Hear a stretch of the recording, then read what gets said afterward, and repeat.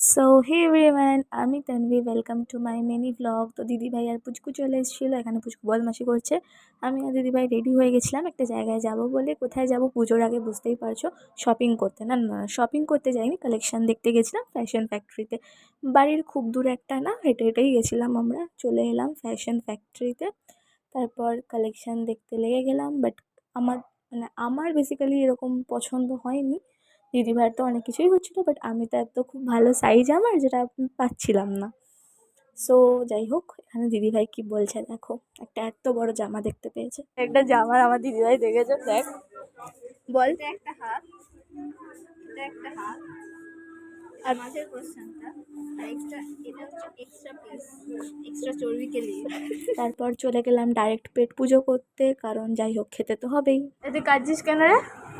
খাওয়া খরচা হয়ে যাচ্ছে। ওরকম না, মাংস ভাতের মতন বল। নো।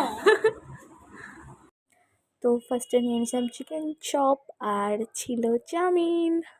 এখানে দিদিভাই ফার্স্ট বাইট দিয়ে নিয়েছে, তবে আমিও খেয়ে নিলাম। তারপরে আরেকজনের জন্য নিতে গেছিলাম বিরিয়ানি। অ্যান্ড দেন সব কিছু ডান, এবার যাচ্ছি বাড়িতে।